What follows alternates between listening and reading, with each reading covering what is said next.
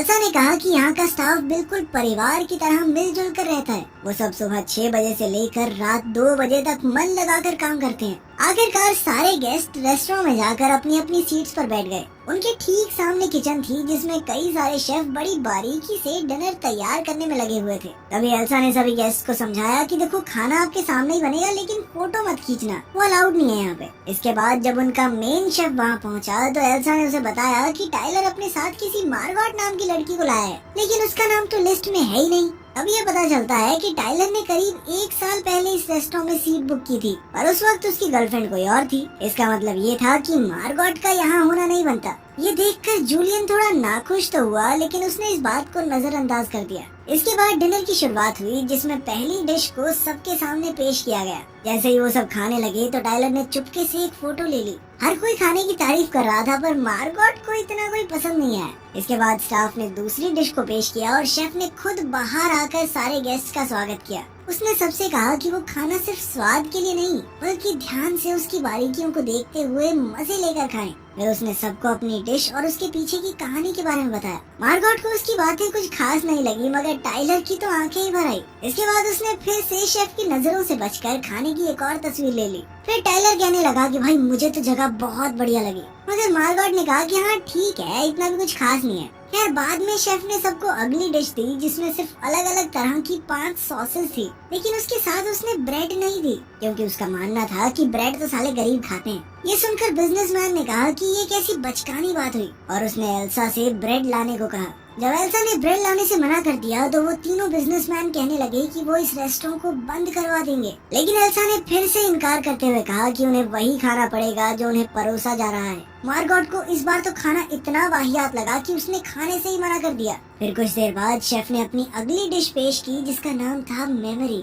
फिर उसने सबको उस दिन की कहानी सुनाई जब उसका बाप घर पर शराब पीकर आया और उसकी माँ को पीटने लगा। जल्द ही वो टेलीफोन की तार से उसकी माँ का गला घोंटने लगा, मगर तभी ऐन वक्त पर जूलियन ने अपने पिता के पेट में कैंची घोंप कर उसे मार डाला। ये सुनकर सारे गेस्ट थोड़े घबरा गए, पर उन्होंने सोचा कि शेफ ने अपनी डिश को और खास बनाने के लिए झूठी कहानी बनाई होगी। फिर जल्द ही उनके सामने पका हुआ मांस और टाकोस पेश किए गए। हैरानी की बात तो ये थी कि हर एक टाको पर एक तस्वीर बनी हुई थी, जिसे देखकर गेस्ट्स को अपनी जिंदगी की कोई घटना याद आएगी। हम देखते हैं कि फूड क्रिटिक के टाको में उन रेस्टोरेंट की तस्वीरें थी जिनके रिव्यू उसने लिखे थे। वहीं मूवी एक्टर के टाको में उसकी सबसे घटिया फिल्म की तस्वीर थी। इधर तीनों बिजनेसमैन के टाकोज में उनके गैर कानूनी बैंक अकाउंट्स की डिटेल्स थी। उन्होंने तुरंत एल्सा को बुलाकर पूछा कि आखिर रेस्टोरेंट को इन डिटेल्स के बारे में कैसे पता चला। उन्होंने रेस्टोरेंट को बंद करवाने की धमकी भी दी, मगर एल्सा ने कुछ भी बताने से साफ इनकार कर दिया। उधर एन के टाकोज में रिचर्ड और एक जवान लड़की की तस्वीर थी। उसने रिचर्ड से पूछा कि ये सब क्या है, पर रिचर्ड ने कहा कि उसे इसके बारे में कुछ नहीं पता। वहीं टाइलर के खाने में वो चुपके से रेस्टोरेंट के खाने की तस्वीरें लेता हुआ दिख रहा था। ये देखकर वो काफी घबरा गया और उसने सोचा कि उसे शेफ से माफी मांगनी चाहिए, लेकिन मार्गॉट ने कहा कि वो कुछ ज्यादा ही सोच रहा है। तभी वो उठकर वॉशरूम चली गई। तभी शेफ उसके पीछे वॉशरूम में आ गया और उससे पूछा कि आखिर वो कौन है। मार्गॉट ने उसे अपना नाम बताया, पर फिर शेफ कहने लगा कि उसे आज यहाँ नहीं आना चाहिए था। खैर, बाद में जब मार्गॉट अपनी सीट पर गई तो शेफ अपने स्टूडेंट जेरेमी को सबके सामने लाया। शेफ ने बताया कि उसी ने अगली डिश को तैयार किया है, पर जल्द ही वो जेरेमी की बेइज्जती करने लगा और कहने लगा कि ये कभी भी एक बेहतरीन शेफ नहीं बन पाएगा। पर तभी अचानक से जेरेमी सबके सामने मारा गया, जिसे देखकर सब बुरी तरह से डर गए और जूलियन कहने लगा कि ये तो उसके शो का एक हिस्सा है। कुछ देर बाद वो सब फिर से बैठ गए, पर रिचर्ड ने कहा कि वो बाहर जाना चाहता है। एल्सा ने उसे बार बार अपनी सीट पर जाने को कहा, पर वो सुनने को तैयार ही नहीं था।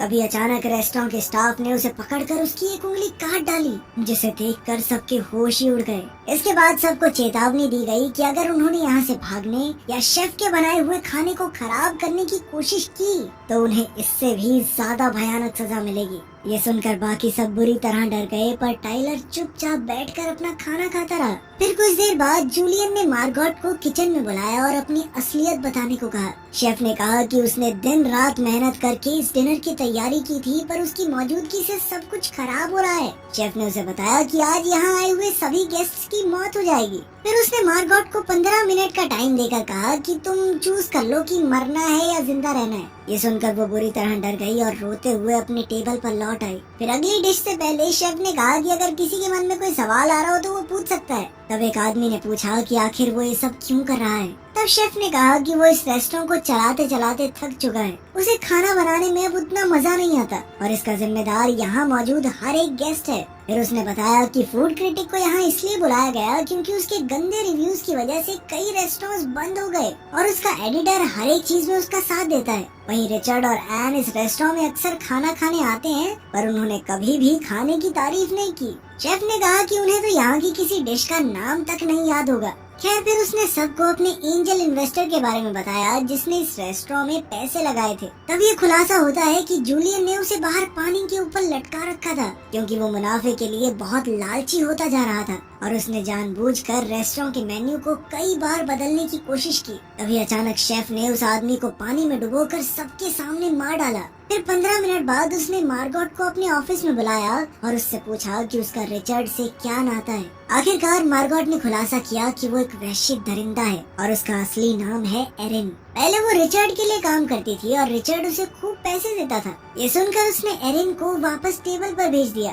फिर अगली डिश लाने से पहले शेफ ने टाइलर से पूछा कि वो यहाँ क्यों आया। तब टाइलर ने कहा कि वो तो इस रेस्टोरेंट में कई महीनों से आना चाहता था और जैसे ही उसे मौका मिला उसने टिकट बुक कर ली। टाइलर ने कहा कि वो एरिन को साथ इसलिए लाया क्योंकि उसकी गर्लफ्रेंड ने उसे ऐन वक्त पर धोखा दे दिया। ये सुनकर एरिन को गुस्सा आ गया और उसने टाइलर पर हमला बोल दिया, पर स्टाफ ने जैसे तैसे उसे शांत किया। बाद में शेफ ने एरिन को अपने ऑफिस में बुलाकर डेजर्ट तैयार करने में उसकी मदद मांगी। उसने एरिन को स्टोर से एक डिब्बा लाने को कहा और वो चुपचाप चली गई। इधर मूवी स्टार ने कहा कि उसने ऐसा कौन सा गुनाह किया है कि उसे ये सजा दी जा रही है, जिस पर शेफ ने जवाब दिया कि तेरी एक फिल्म बहुत बेकार थी, पूरा मूड खराब हो गया मेरा देख के। उधर एरिन स्टोर जाने की बजाय शेफ के घर में घुस गई जहाँ एक बंद दरवाजा था। उसने अंदर जाने की कोशिश की पर तभी एल्सा ने चाकू से उस पर हमला कर दिया और दोनों में हाथापाई शुरू हो गई। अचानक एरिन ने अनजाने में एल्सा को जान से मार डाला। वो काफी घबरा गई पर फिर वो एल्सा की चाबी लेकर शेफ के कमरे में घुस गई। वहाँ उसे शेफ की बहुत सारी तस्वीरें और अखबार के आर्टिकल्स दिखाई दिए। हर तस्वीर में वो गुस्से में था पर उसकी सबसे पुरानी तस्वीर में वो हंस रहा था। ये तब की बात है जब वो एक बर्गर की दुकान में काम करता था। वहाँ उसे एम्प्लॉय ऑफ द मंथ का अवार्ड मिला था जिसे पाकर वो बेहद खुश था। तभी एरिन को एक रेडियो दिखा और उसने तुरंत कोस्ट गार्ड से संपर्क करके इस रेस्टोरेंट के काले सच के बारे में बता दिया। इसके बाद वो डब्बा लेकर रेस्टोरेंट लौट आई। जल्द ही कोस्ट गार्ड रेस्टोरेंट के बाहर आ पहुंचा तो जूलियन ने सबको धमकी देकर कहा कि कोई भी उसकी शिकायत नहीं करेगा, ठीक है। फिर गार्ड ने अंदर आकर कहा कि उसे यहाँ कई सारे कत्ल होने की खबर मिली है। पर फिर शेफ कहने लगा कि यहाँ तो सब कुछ ठीक है। तब गार्ड ने मूवी स्टार को पहचान लिया और उसका ऑटोग्राफ मांगा और मौका पाते ही स्टार ने अपने ऑटोग्राफ के साथ लिख दिया कि हमारी मदद करो। ये देखते ही गार्ड ने अपनी बंदूक शेफ की ओर तान दी।